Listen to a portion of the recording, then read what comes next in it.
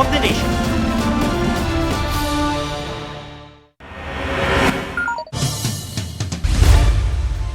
Biglang kumabig sa kabilang linya ang kotseng yan sa Ligaw City, Albay. Sumalpok ito sa isa pang kotse. Sa lakas ng impact, napaatras ang nabanggang kotse. Wasak ang harapang bahagi ng dalawang sasakyan. Maayos naman ang lagay ng mga pasahero.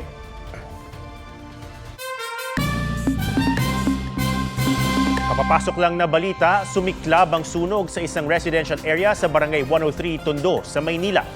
Ayon sa Manila DRRMO, nagsimula ang sunog sa Trinidad Corner Lacson Street 9:50 p.m. at umabot sa ikalawang alarma. Kontrolado na ito ng mga otoridad mag-aalas 10:30 ng gabi. Katatapos pa lang ng Pasko pero halos 70 na ang mga nabiktima ng paputok sa bansa. Kabilang dyan ang dalagitang nawasak ang kamay dahil sa 5-star at batang nalapnos ang balat dahil sa boga. May report si Marisol Abduraman. Hindi na raw uulit na magpaputok ang 13 gulang na dalagitang ito matapos masabugan ng 5-star kagabi. Wasak at putol ang ilang daliri ng kanyang kaliwang kamay. Nagulat na lang po siya na sumabog na sa kamay niya. Hindi daw po nawala, natanggal sa kamay niya. Dumikit daw po. Na medyo nakainom daw po sila. Yung left hand niya ay wasak talaga. Etong gitna sa kanyang palasingsingan, litaw na po yung buto eh. So, completion amputation na lang ang gagawin doon para maisara. Siya ang ikalawang kaso ng mga nabiktima ng paputok sa Philippine Orthopedic Center. Nasabugan naman ang pinagbabawal na boga, ang 12 anyos na batang isinugod sa Tondo Medical Center. Sunog at lapnos ang kanyang binti at hita. 4 na ang naitalang firecrackers-related incident sa Tondo Medical Center. Sa Sarangani Province, naputukan ng boga sa mata ang isang 13 anyos nung bisperas ng Pasko. Noong December 21 pa, nagtaas ng Code White ang Department of Health na ibig sabihin, dapat handa ang mga ospital na respondihan ang mga emergencies tulad ng mabibiktima ng paputok. Sa tala ng DOH, 69 na ang mga naputukan as of 6 a.m. kanina mula December 22. Nangungunang sanhin nito, 5-star, piccolo at boga. Kaya isinusulong ng DOH ang absolute ban sa paputok. Pero dahil wala pang batas ukol dito, dapat yung mahigpit tayo dun sa community enforcement na wag na lang ho tayo mag-sindi sa bahay. Doon na lang talaga sa mga designated areas. Sa Quezon City, may ordinansang bawal magpaputok sa mga pampublikong lugar kahit pa sa tapat ng bahay. Kaya naman sa Barangay Basra, Nawag po tayong magpapaputok sa mga iskinita.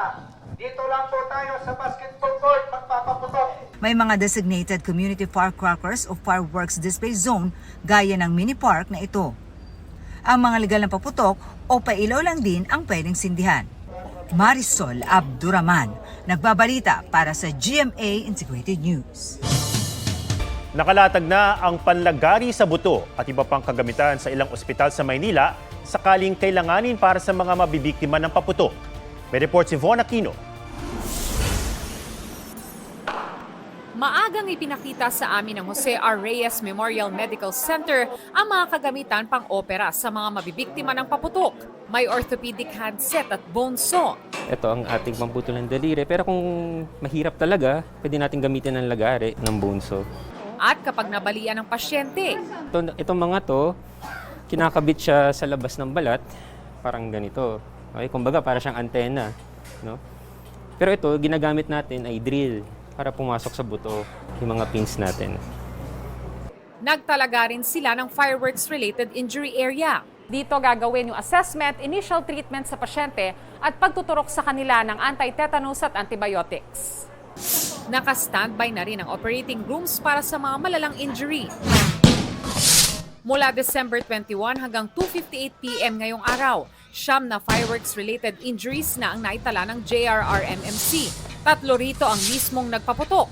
6 ang naputukan sa pinasinding paputok ng iba. 1 ang partially naputulan, habang 1 ang naputulan ng buong daliri. Paalala ng doktor kapag naputukan, hugasan ang nasugatang bahagi ng katawan. Running water muna, lagyan ng malinis sa tela o gasa at dalhin niya po agad sa ospital. Kapag nakalunok naman ng watusi o iba pang nakalalasong paputok, uminom ng egg whites at dalhin kaagad sa ospital ang pasyente. Iwasan din daw ang pagpulot ng mga paputok na hindi nasindihan o hindi sumabog. Ang paputok ay panandali ang kasiyahan, no? Pero mawalan ng daliri, panghabang buhay po yan.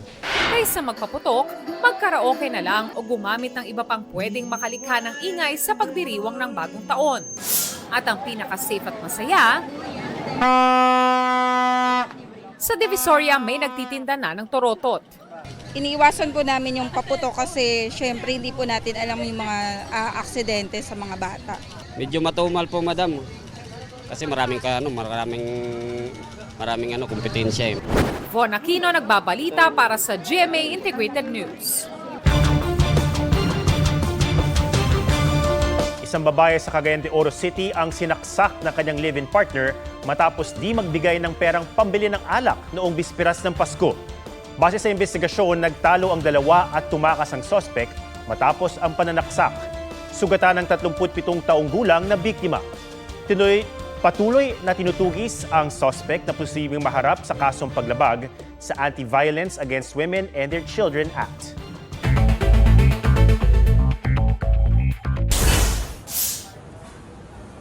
Ilang pasahero sa BF City East Metro Transport Terminal sa Marikina, 5 araw nang stranded.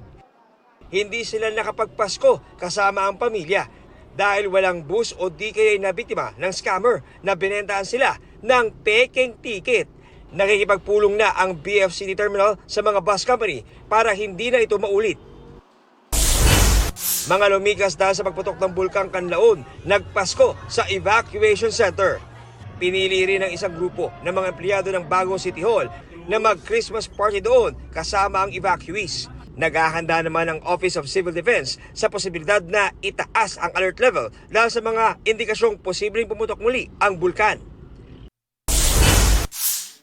Taas sahod ng mga kasambahay sa NCR at Northern Mindanao Region ipatutupad sa Enero 2025.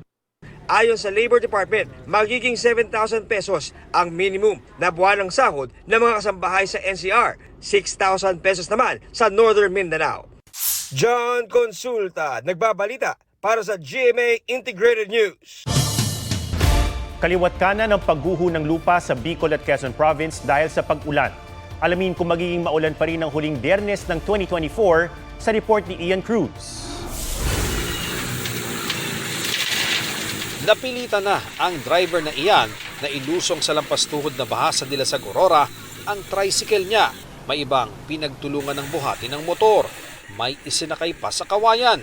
Ang ilang residente, sinuong na kahit malakas ang agos ng tubig. Aminado silang delikado pero kailangan daw nilang makapamili ng handa para sa bagong taon. Sa Basud, Camarines Norte, isang bangkay ng lalaki ang natagpuan sa Bagtas River. Pinaniniwalaang natangay siya ng agos sa dinaan ng spillway noong bisperas ng Pasko. Talaga masakit sa puso ko. Yung mukha nga niya, kung makita, may amoy na, tinahuban na lang trapal. Isang lalaki rin ang binawian ng buhay ng tangayin ng baha habang tumatawid sa spillway sa Lupi, Camarines Sur noong bisperas ng Pasko. Natagpuan ng kanyang labi kanina. Sa Barangay Kabutagan, sa bayan pa rin ng Lupi, isang lane lang ang nadaraanan sa Andaya Highway matapos gumuho ang bahagi ng daan dahil sa pag-ulan. 2 beses namang nagka-landslide sa Maharlika Highway, Santa Elena, Camarines Norte. Sulpot-sulpot lang po ang pagdating ng ulan pero malakas. Yun na nakakapagpahina ng ating pundasyon ng lupa. Kaya siya ay nagla-landslide.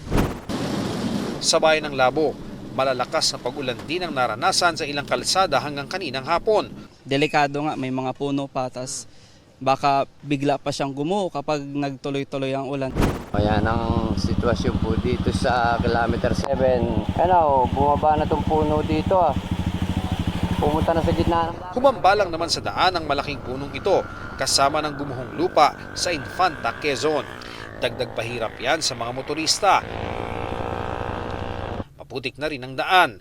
May mga pagguho rin ng lupa sa bayan ng Real sa Quezon. Ayon sa Pag-asa, 2 weather system ang umiiral sa bansa. Ang hanging amihan sa Northern Luzon at Intertropical Convergence Zone o ITZZ sa Palawan at Mindanao. Bagya namang humina ang shear line na ilang araw nang nagpaulan sa malaking bahagi ng bansa. Pero posible raw ito makaapekto ulit bukas. Sa forecast map ng Metro Weather, posible ang maghapong ulan sa buong bansa bukas. Ian Cruz, nagbabalita para sa GMA Integrated News. Kobe Paras nag-celebrate ng Christmas kasama si Kailin Alcantara at kanyang pamilya. Alden Richards nagpa-block screening ng Green Bones. Excited ako mapanood kasi parang the movie is very interesting. Nakakatuwa na ganun yung suporta nila sa amin. Nakakatuwa na meron pong mga ganong klaseng mga tao. Very supportive sa kanya po mga kasamahan dito sa industriya. Dumalo rin sa block screening si GMA Network Senior Vice President Attorney Annette Gozon Valdez. Mula kahapon, trending ang Green Bones na MMFF entry ng GMA Pictures and GMA Public Affairs. Miley Cyrus, may bittersweet goodbye greeting for 2024. Looking forward din ang The Climb singer na makapagsimula uli sa bagong taon. Gear up Blinks dahil sa 2025, magre-release ng bagong album si Blackpink Jennie. Anya, 11 months niyang trinabaho ang album na may iba't ibang genre at kakolab ang ibang artists.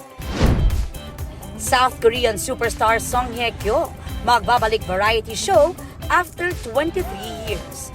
Para yan sa promotion ng bago niyang pelikula next year. Aubrey Carampel nagbabalita para sa GMA Integrated News.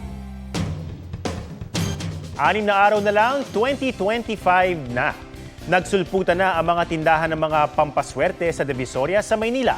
At ang presyo ng mga bilog na prutas, alamin sa report ni Marie Sumali. Kakatapos lang ng Pasko pero ang mga tindahan sa Divisoria mabilis nang nag-move on. San ka man mabaling, mga bilog na prutas na pampaswerte raw sa bagong taon ang bumibida na ngayon.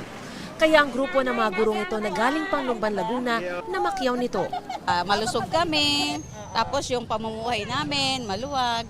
Ito ay kahit nagmahal na bentahan ng mga prutas. 100 hanggang 500 pesos na raw kasi ang itinaas ng iba't ibang prutas mula sa supplier. Dito sa Tabora Street sa Divisoria, hile-hilera na rin po ang mga tindahan ng mga pampaingay at pantaboy daw ng malas gaya ng mga turotot na ito. Mula sa pinakamaliit hanggang pinakamalaki, depende sa taste nyo. At kung ayaw nyo naman ang hinihipan para mas hygienic, meron din daw sila ng giant air horn na tulad nito na binobomba lang, malakas na ang malilikhang tunog. Happy New Year! Sa halagang 6 pesos hanggang 150 pesos, dinaragsa na ang mga turotot ngayon pa lang. Malis ang mga kamalas sa 2024 para po sa mga apo ko. At para hindi po makaano ng mga paputok.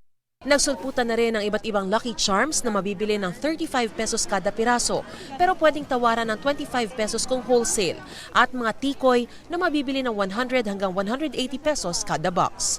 Mariz Umali nagbabalita para sa GMA Integrated News. Natigil ang masayang pagdiriwang ng Pasko sa Pilapil Street sa Tondo, Maynila dahil sa sunog kagabi. Nahirapan daw ang mga bomberong rumesponde dahil makipot ang daan. Aabot sa 30 pamilya ang nawalan ng tirahan. May napatalon sa bintana habang karga ang kanyang baby at may nadapa habang lumilikas. Patuloy na iniimbestigahan ang pinagmulan ng apoy. Sa mga Tarem, Pangasinan, nasawi naman ng 79 years old na babae matapos masunog ang kanyang bahay. Nakalabas pa raw ng bahay ang biktima pero binawian din ng buhay matapos magtamo ng matitinding lapnos. Posibleng dahilan ng sunog ang upos ng sigarilyo o posporo na gamit ng biktima.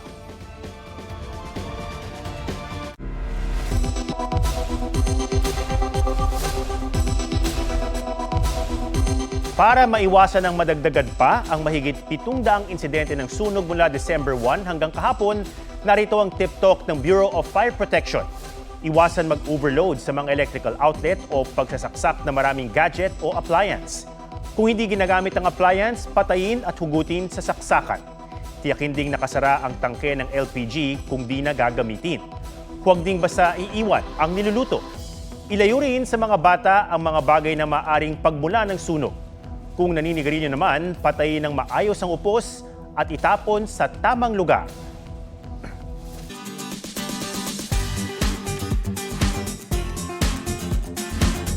Double celebration para sa isang pamilya sa Kasiguran, Aurora. Bukod sa Kapaskuhan, milestone din ang pagdiriwang ng 100th birthday ng kanilang lola.